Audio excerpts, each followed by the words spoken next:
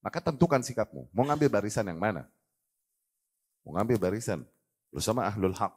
Tapi sabar, dengan sedikitnya mungkin nikmat-nikmat duniawi yang ada padanya, sedikitnya mungkin para manusia yang mengikutinya, sedikitnya mungkin orang-orang berada di barisanmu, atau ikut ke barisan ahlul burem.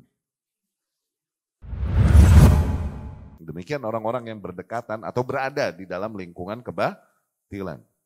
Oh, syuf. Man dana minal batil awsyak. Man dana minal batil ad-dunu minal batil halakah. Berdekatan kepada kebatilan itu kecelakaan, kehancuran, bro. Man dana minal batil atau ilal batil awsyak ayyakula bih. Orang-orang yang sengaja berdekatan dengan kebatilan-kebatilan, sooner or later, dia akan ikut mengatakan kebatilan. Dia akan ikut mengatakan, orang-orang yang berdekatan dengan kebatilan, sooner or later, dia akan ikut nyerang yang hak.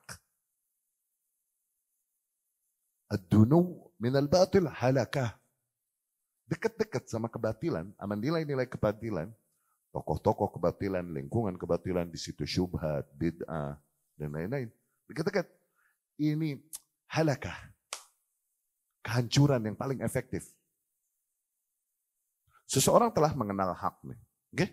Cuman karena maslahat kehidupan dan lain-lain, masihlah dia bergabung dengan orang-orang yang dia tahu penyimpangannya, ngaconya dan lain-lain. Tuh. Masihlah toleran, duduk bareng dan lain-lain. Atau punya usaha bareng dan lain-lain. Akhirnya lama-lama dia akan ikut mengatakan kebatilan sebagaimana yang dikatakan. Lebih jauh lagi akan mulai ikut menyerang yang ahlul haq bersamanya. Itu jiwa manusia. Ad-dunu. Nanti mulai merendahkan diri. Mendekati kebatilan.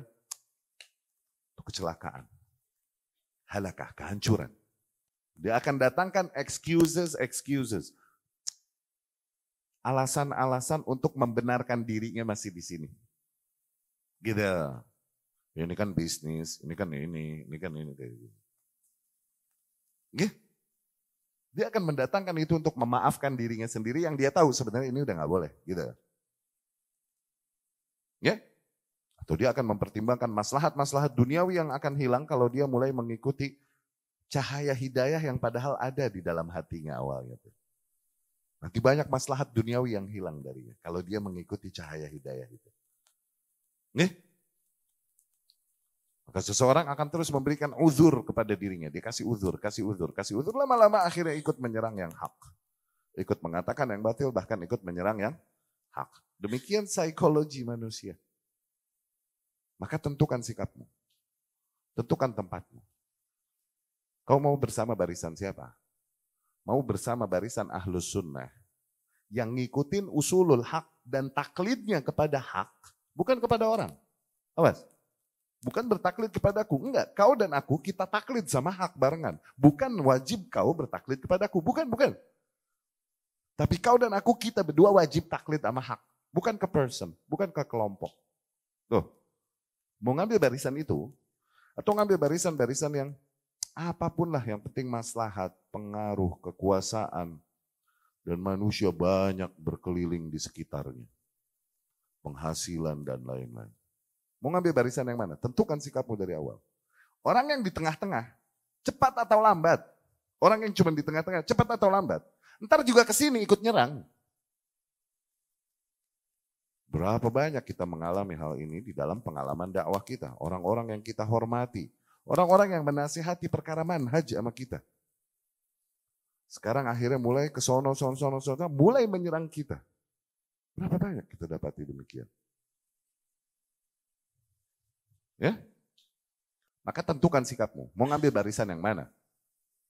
Mau ngambil barisan bersama ahlul haq.